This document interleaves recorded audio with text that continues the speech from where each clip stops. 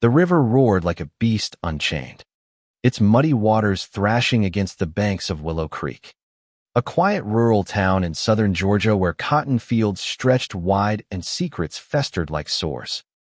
It was dusk, the sky bruised purple, when the call crackled over the police radio. A car had veered off the narrow bridge on County Road 17, plunging into the swollen current. Officers Jake Harlan and Tom Carver, two deputies from the Willow Creek Sheriff's Department, were the first to respond. Their cruiser screeched to a halt near the bridge, headlights slicing through the humid air, illuminating a crowd of locals already gathered: farmers, shopkeepers, and kids on bikes, their faces pale with dread. In the river, a battered sedan was sinking fast, its hood already submerged. Inside, a woman thrashed against the driver's side window, her silhouette frantic against the water's dark churn. Her screams were muffled, swallowed by the current, but her desperation was clear. The crowd shouted, pointing, some wading knee-deep into the shallows, helpless against the river's pull. Jake, a wiry man with a permanent scowl, leaned against the cruiser, arms crossed. Tom, broader and red-faced, spat tobacco into the dirt. Neither moved toward the water. Looks like trouble, Jake muttered, squinting at the car. Ain't no way that's one of ours. Tom snorted, his voice low. Yeah, but it's some city fool got lost out here. Probably stole that car, too. The woman's hand slammed against the window, her dark skin stark against the glass. A murmur rippled through the crowd. Someone recognized the car. A blue Toyota with a dented fender, often parked outside the sheriff's office. That's Lena's car. A voice called, trembling. Lena Carter. Jake's jaw tightened. Lena Carter. The name hit like a punch, but he didn't flinch. Tom glanced at him, eyes narrowing, a silent agreement passing between them. They'd heard of Lena, rumors of a black woman from Atlanta, some hotshot lawyer who'd moved to Willow Creek a year ago, stirring up trouble with her city ways. Always poking around, asking questions about old cases, old grudges. The kind of woman who didn't know her place. They'd said over beers at Rusty's bar. She'll be fine, Jake said, loud enough for the crowd to hear. Water's not that deep. She can swim. The crowd shifted uneasily. A farmer named Amos, his overalls soaked from trying to wade closer, yelled, "Y'all gonna help her or what? She's trapped." Tom waved him off. "We're assessing the situation. Don't need no heroics getting us all drowned." But the car was sinking faster now, the river swallowing it inch by inch. Lena's movement slowed, her fists weaker against the glass. The crowd's shouts grew frantic, a chorus of fear and fury. A teenage girl, clutching her bike, sobbed, "Do something. She's gonna die." Jake turned away, pretending to check his radio. Tom muttered under his breath, "Let her figure it out. Ain't our problem." The image burned into the scene, the river's relentless surge, the car's taillights glowing red beneath the water, the crowd's faces twisted in horror. A wooden signpost stood crooked by the bridge, weathered and splintered, with bold yellow text edged in black. "Justice delayed is justice denied." It was half submerged in the mud, as if the river itself was trying to erase it. Minutes passed, agonizing, endless minutes. The car vanished beneath the surface. Lena's silhouette was gone. The crowd's screams turned to wails, and Amos, tears streaming down his weathered face, lunged toward the water, only to be held back by others. Jake and Tom stood motionless, their faces unreadable, as if the river's roar drowned out their consciences. Then, a new sound cut through the chaos: sirens. Another cruiser tore down the road, kicking up gravel. Sheriff Marcus Carter leapt out, his face a mask of rage and terror. He was a towering man, his dark skin glistening with sweat, his sheriff's badge glinting under the fading light. The crowd parted as he sprinted to the riverbank, his voice booming. "Where's my daughter? Where's Lena?" Jake froze. Tom's tobacco fell from his mouth. The crowd's murmurs turned to gasps. Daughter. Lena was the sheriff's daughter. The truth landed like a sledgehammer, shattering the fragile calm. Marcus waded into the river, heedless of the current, screaming Lena's name. The crowd surged forward, some joining him, others shouting for rope or tools. Jake and Tom exchanged a glance, their faces paling. They hadn't known. Or had they? The river kept its secrets, but the night was far from over. The weight of that moment clung to Willow Creek like damp rot. By the time the volunteer fire crew arrived with a tow truck, the sedan was fully submerged, its outline barely visible in the murky depths. Marcus, chest deep in the water, refused to leave, his hands clawing at the river's surface as if he could pull Lena back by sheer will. The crowd watched, breathless, as the tow cable hooked the car's frame. The winch groaned, dragging the vehicle inch by inch from the river's grip. Water poured from the windows, and when the driver's door was pried open, Lena's body slumped forward, lifeless, her eyes closed, her skin cold. Marcus's howl echoed across the fields, a sound so raw it silenced the crowd. He cradled her, his uniform soaked, his hands trembling as he brushed wet hair from her face. "My girl," he whispered, over and over, as if the words could bring her back. The paramedics rushed forward, but it was too late. Lena Carter, 32, was gone. Jake and Tom stood at the edge of the scene, their boots rooted to the ground. The crowd's eyes turned to them, sharp with accusation.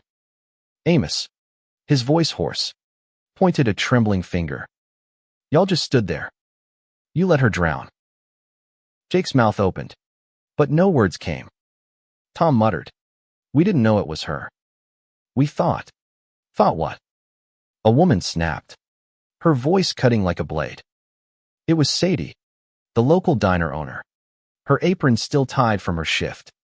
"You thought she wasn't worth Savon, 'cause she was black." The words hung heavy, unanswerable. Marcus lifted his head, his eyes locking onto Jake and Tom. There was no forgiveness there, only a fire that promised reckoning. "You knew her car," he said, his voice low, deadly. "You knew who she was." The crowd pressed closer, their anger a living thing, ready to erupt. Jake took a step back, his hand twitching toward his holster. Tom's face flushed red, his fists clenched.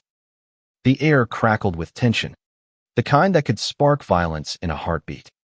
The signpost by the bridge loomed in the background, its yellow text glowing faintly under the cruiser's headlights. "Justice delayed is justice denied." The night dissolved into chaos, but the truth began to claw its way to the surface. Sheriff Marcus Carter, still kneeling by Lena's body, refused to let go, even as the paramedics gently tried to pull him away. His grief was a storm, wild and uncontainable, but beneath it simmered a fury that made the crowd step back. Jake Harlan and Tom Carver, cornered by the weight of accusing eyes, stammered excuses that fell flat against the river's relentless roar. The locals' farmers, shopkeepers, neighbors who'd known Marcus for years weren't buying it. They'd seen the deputies in action, their casual dismissal of a life slipping away. And now, the revelation that Lena was Marcus's daughter twisted the knife deeper. Word had spread fast in Willow Creek, a town where gossip traveled quicker than the wind through the cotton fields. By morning, the story was everywhere. The sheriff's daughter, a brilliant lawyer who'd come to town to fight for justice, left to drown while two deputies stood by. Lena had been digging into old cases, cold cases, some said, tied to the town's uglier history of racial violence. She'd been asking questions about a 1990s lynching, a black teenager found hanging from an oak tree, ruled a suicide despite whispers of foul play. Her work had made enemies, and Jake and Tom, with their good old boy smirks and whispered slurs. We're at the top of the list. At the sheriff's office, a low-slung brick building on Main Street, Marcus sat at his desk, staring at a photo of Leniter graduation day, her smile bright against her crimson robe. His hands shook as he traced the frame. He'd begged her to stay in Atlanta, to keep her law practice safe in the city. But Lena had been stubborn. Somebody's got to fix this place. Daddy, she'd said, her eyes fierce with purpose. Now she was gone, and the weight of her mission fell on him. Jake and Tom were called in before dawn. They stood before Marcus, their badges glinting under the fluorescent lights, their faces pale but defiant. We didn't know it was her, Sheriff, Jake said, his voice thin. We thought it was just some drifter. The river was too dangerous to jump in. Marcus's eyes bored into them. You knew her car, he said, each word a hammer strike. You saw her at the diner, at the courthouse. You knew. Tom shifted, his boots scuffing the floor. We made a call. All right. We ain't divers. What were we supposed to do? Drown ourselves? Marcus leaned forward, his voice a low growl. You're supposed to protect and serve, not pick and choose who's worth savon. The room went silent, the air thick with tension. Outside, a crowd was forming, locals holding signs, chanting Lena's name. A reporter from the county paper snapped photos, her lens catching the faded signpost from the bridge. Now propped against a tree, justice delayed is justice denied.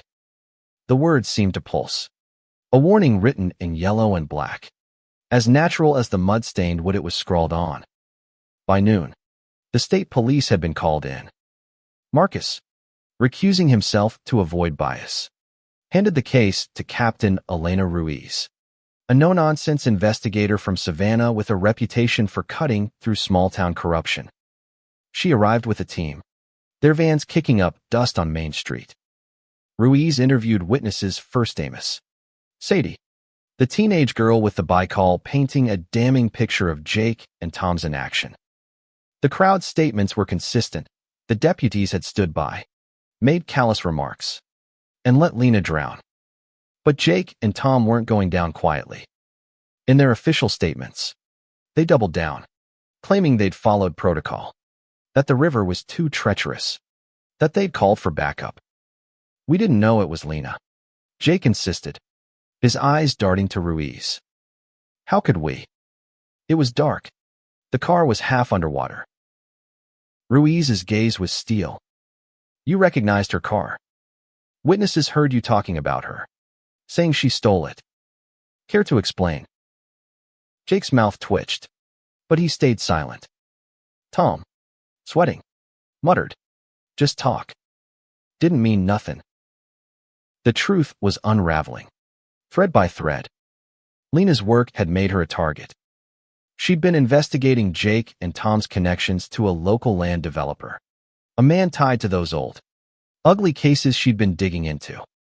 Whispers in town suggested the deputies had been paid to look the other way on certain deals that Lena's questions threatened to expose.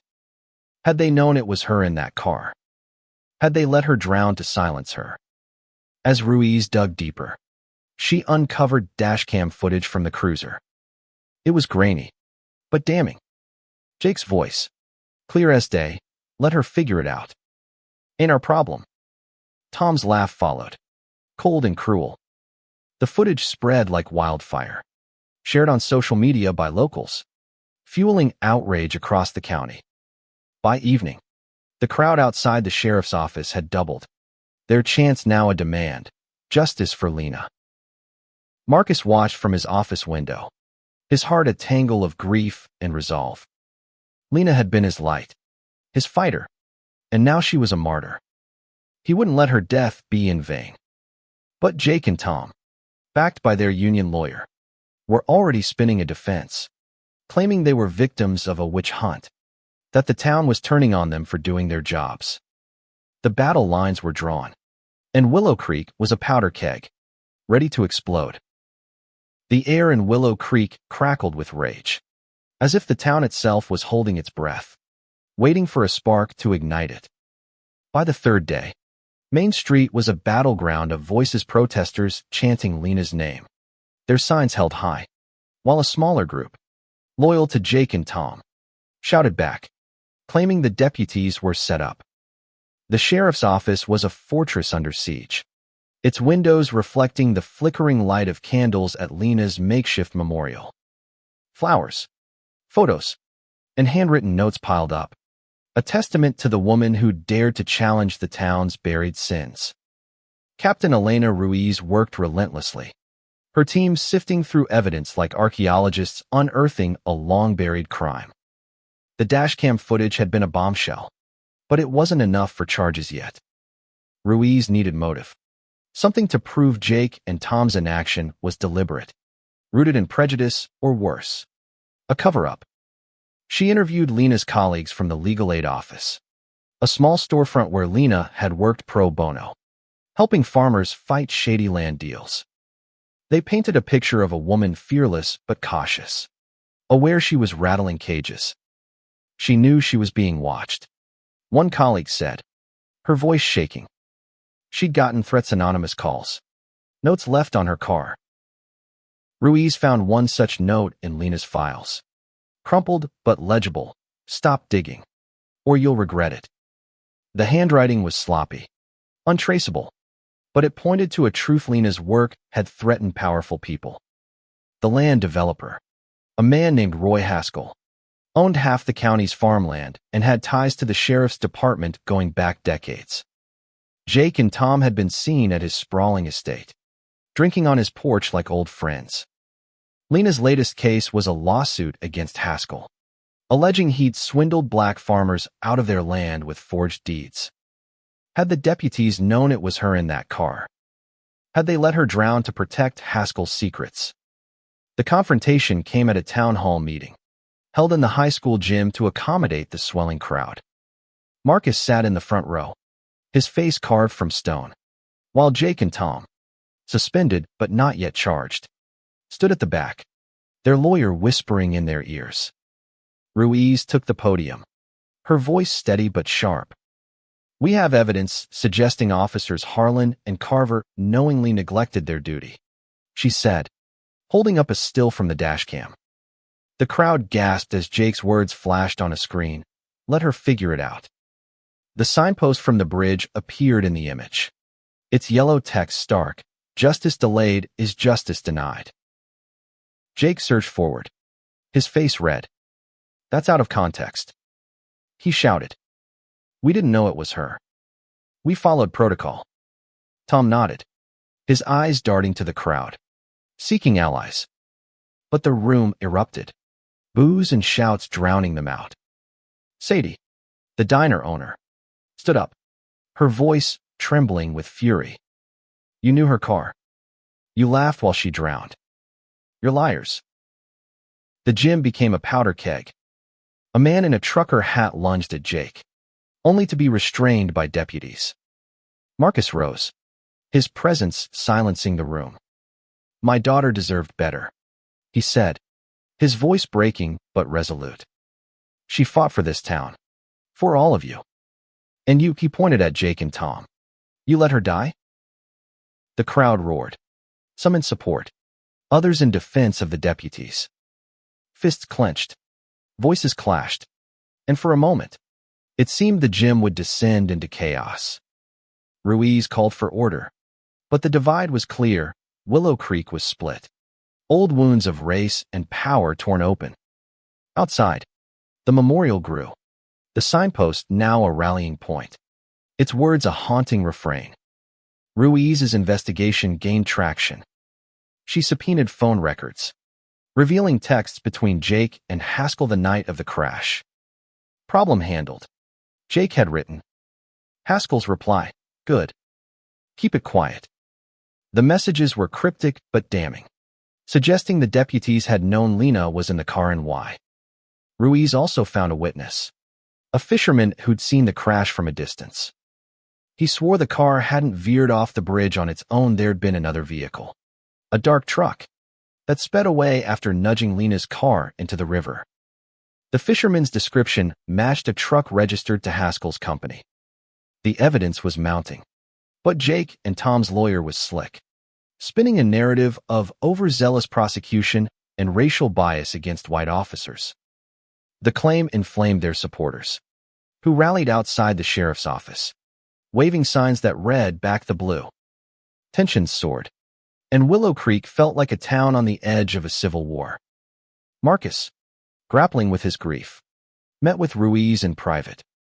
"I want justice, not revenge," he told her, his voice raw. "But I need to know why they let my girl die." Ruiz nodded, her eyes fierce. "We're close, Marcus. We'll get them." As the sun set, the memorial glowed with candlelight, the signpost standing sentinel.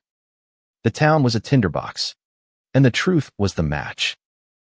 Willow Creek was unraveling, its quiet rural charm now a mask for the fury boiling beneath. The town hall meeting had left Scar's neighbors who'd once shared beers at Rusty's bar now glared at each other across picket lines. Lena's memorial, a sprawling sea of flowers and candles, had become a pilgrimage site, with the signpost's bold yellow words, "Justice delayed is justice denied," etched into the town's conscience.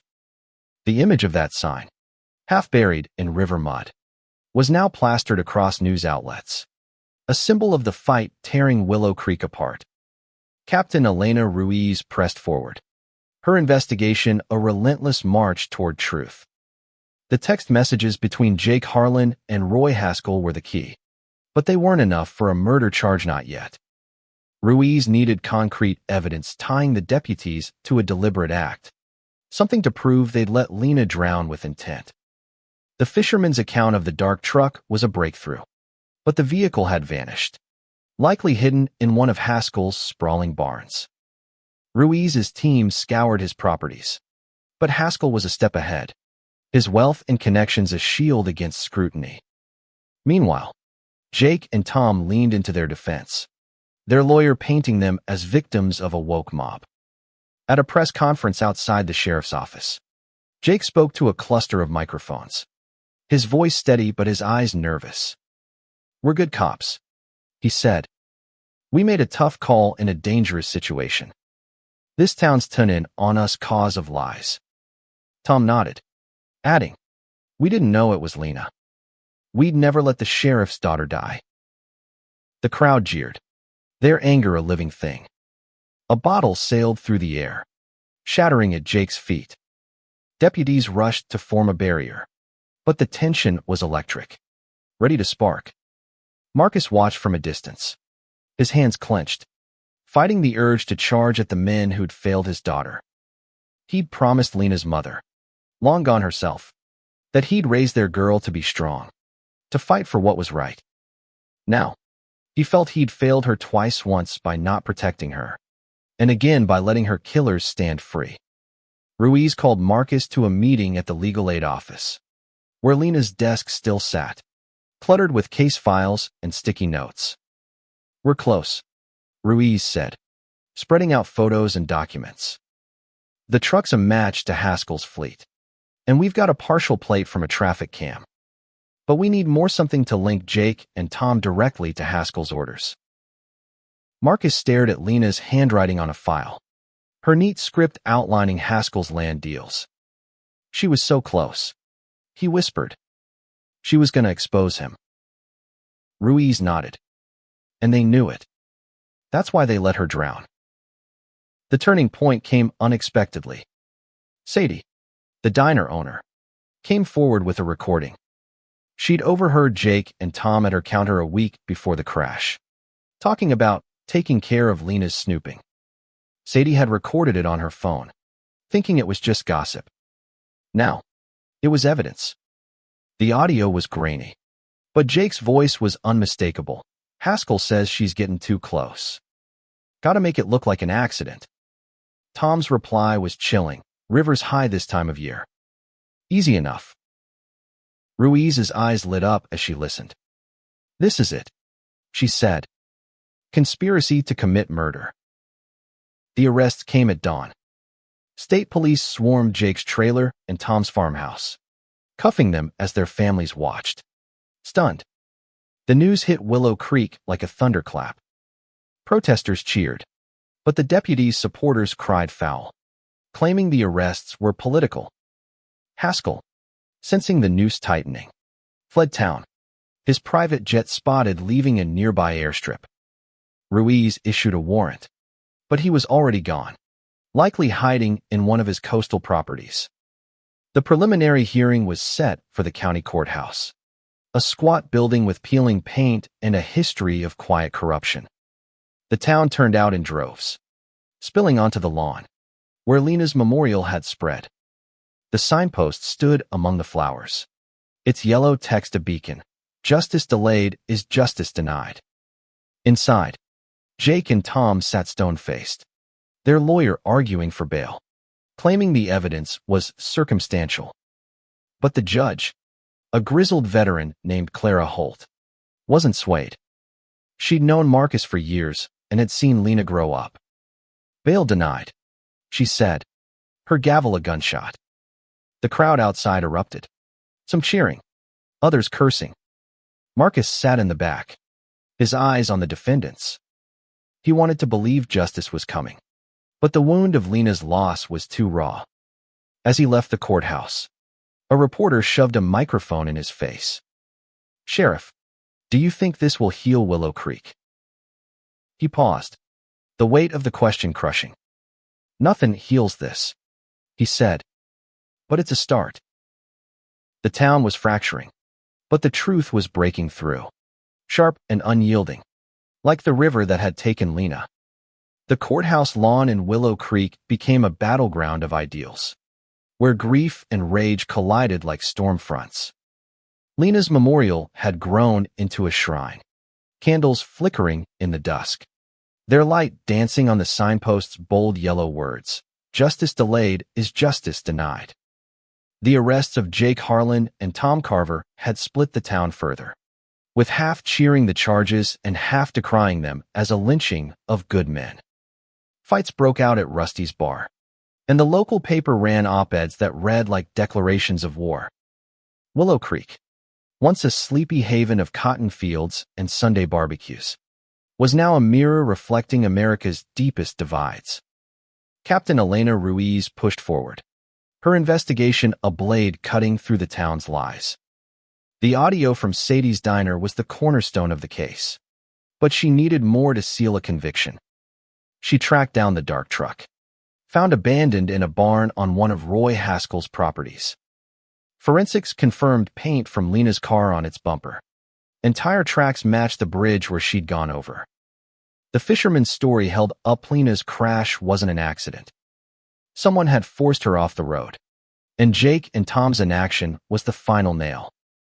Ruiz's team dug into Haskell's finances, uncovering payments to Jake and Tom cash deposits, labeled as consulting fees, made weeks before the crash. It was a paper trail of corruption, linking the deputies to Haskell's empire.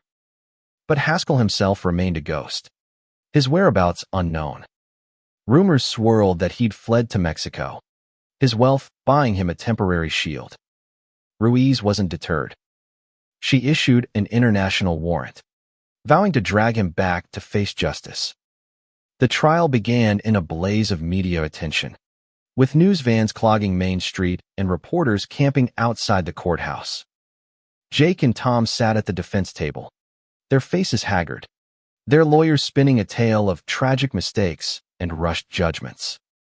The prosecution, led by a sharp state attorney named Malik Evans, laid out the case with surgical precision. He played Sadie's recording, the deputies' voices chilling the courtroom. He showed the dashcam footage.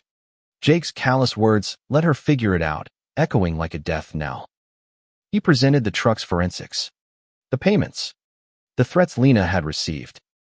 The evidence was a noose, tightening with every witness. Marcus sat in the gallery, his sheriff's badge heavy in his pocket. He'd taken leave, unable to work while his daughter's killers faced judgment.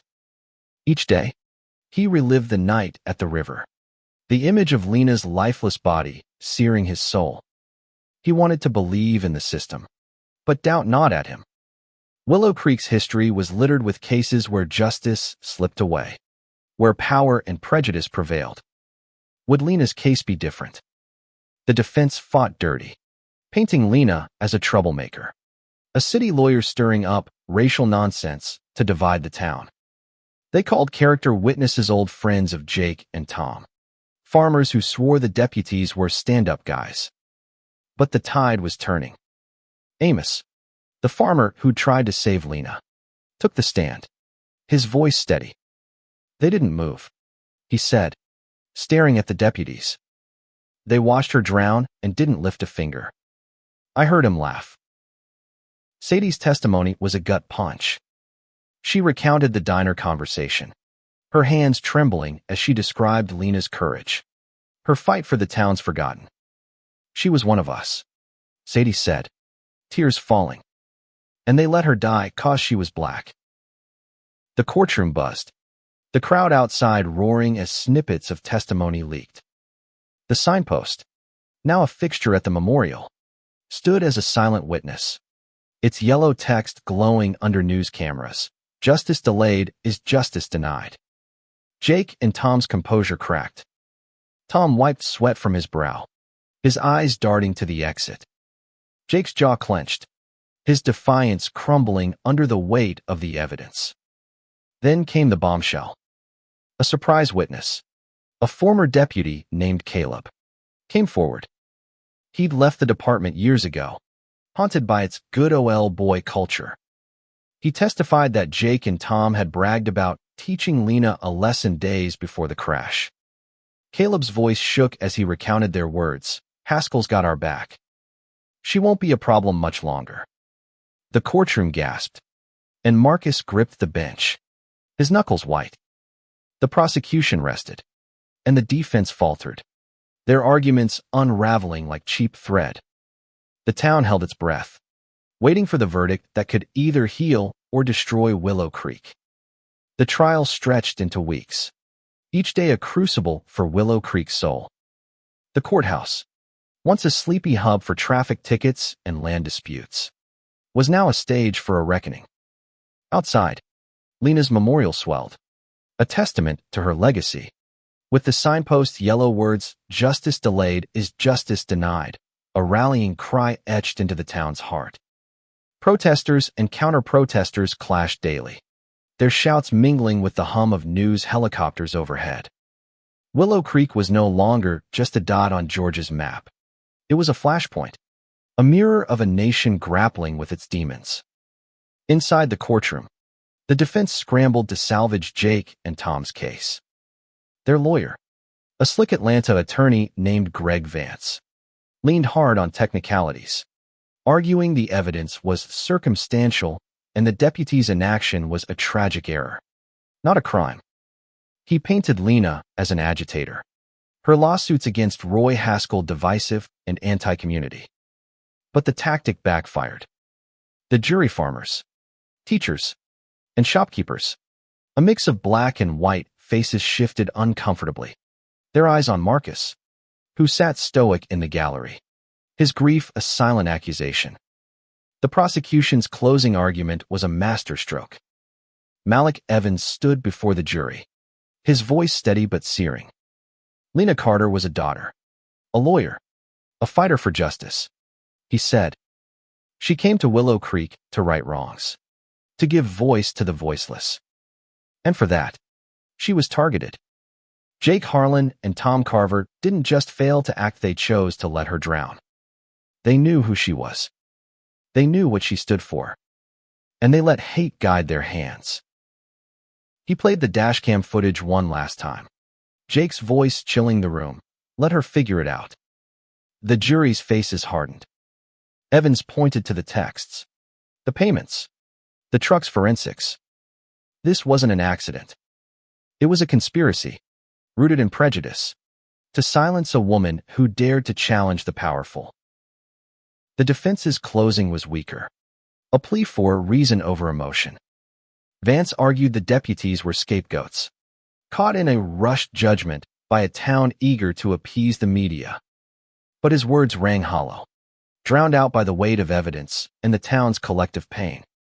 Deliberations lasted 2 days. Willow Creek held its breath, the tension palpable in the air. Families stayed glued to their TVs. Bars fell silent, and the memorial outside the courthouse grew, candles burning low as prayers rose. Marcus spent the hours at Lena's grave, a simple stone in the town cemetery, whispering promises to keep fighting for her. When the verdict came, the courtroom was packed, every seat filled, the air thick with anticipation. The jury foreman, a quiet farmer named Ruth, stood, her hands trembling. On the charge of conspiracy to commit murder, we find the defendants, Jake Harlan and Tom Carver, guilty. A gasp rippled through the room, followed by cheers and sobs. On the charge of criminal negligence resulting in death, guilty. Marcus closed his eyes, tears spilling down his cheeks. The courtroom erupted, some shouting in triumph, others in anger. Jake's face crumpled, his defiance gone. Tom stared at the floor, his shoulders slumped. Their lawyer promised an appeal, but the gavel fell like a thunderclap, sealing their fate. Outside, the crowd roared, a mix of joy and rage.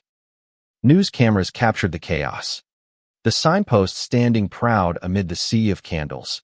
Justice delayed is justice denied. But the victory was bittersweet.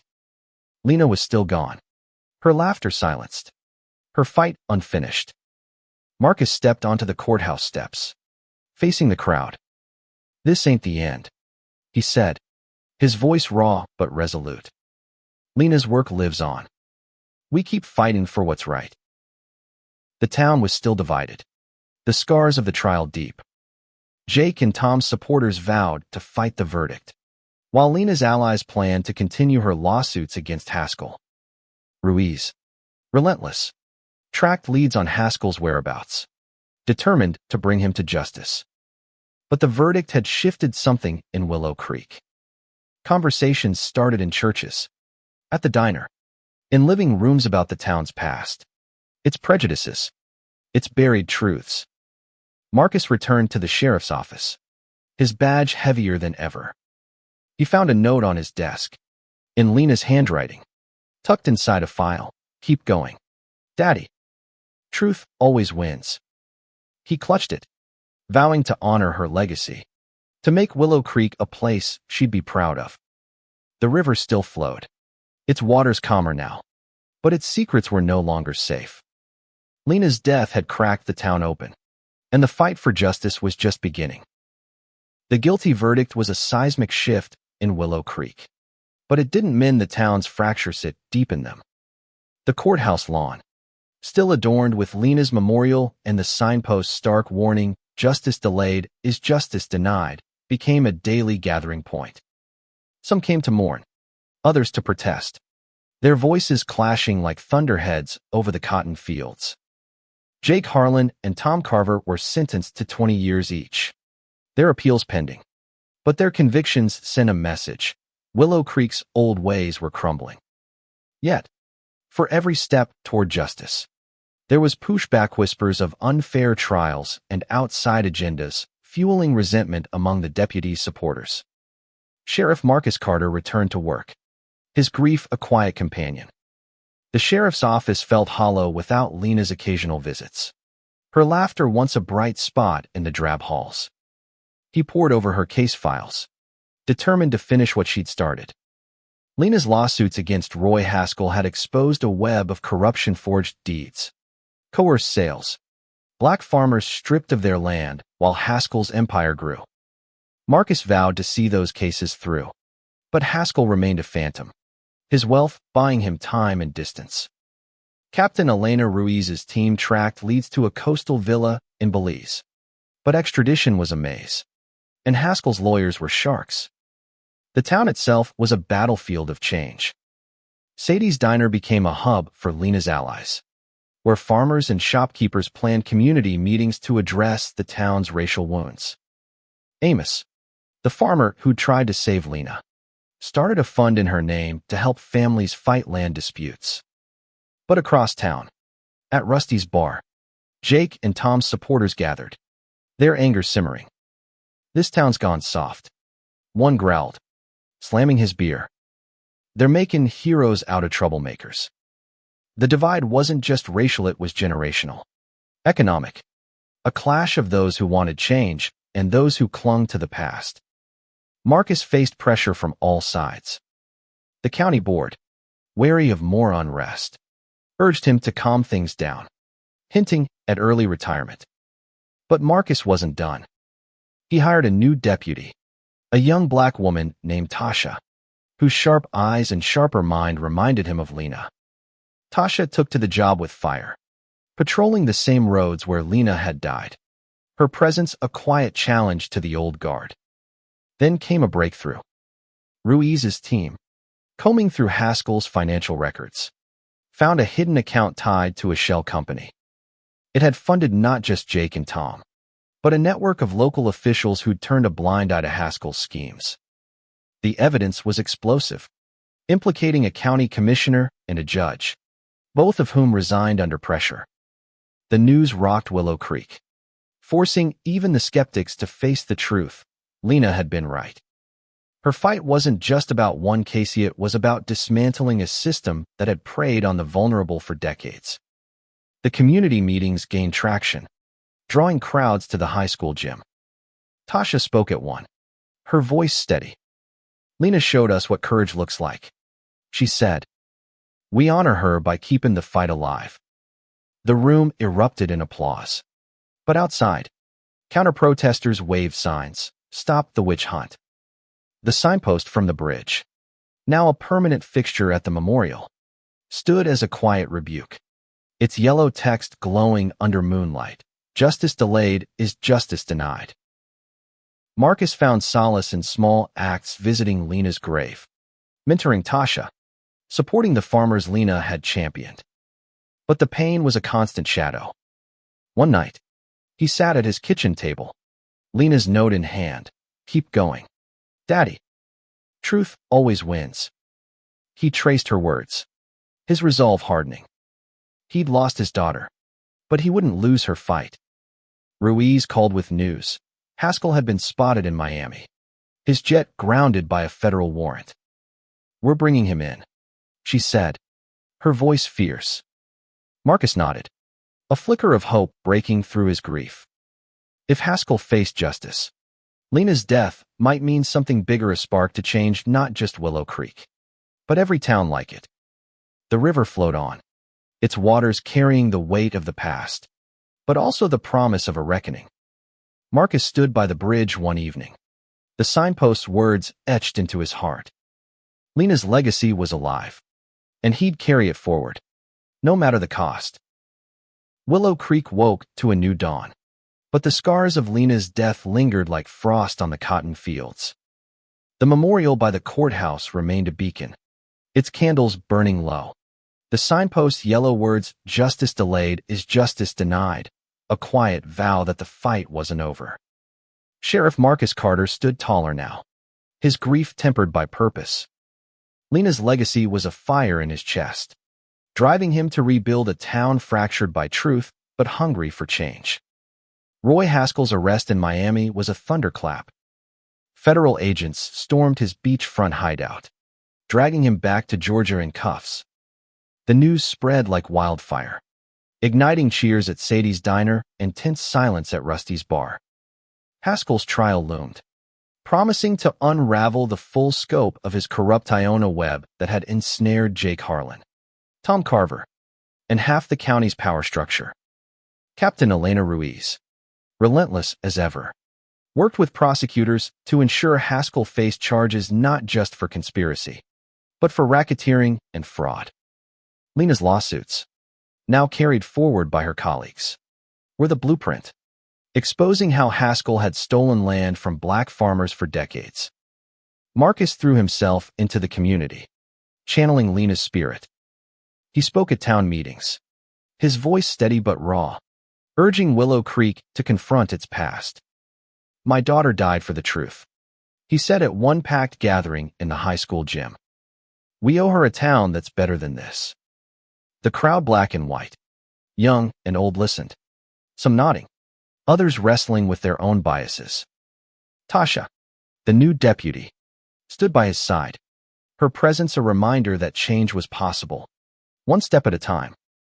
The Lena Carter Fund, started by Amos, grew, helping families reclaim their land and fight for justice.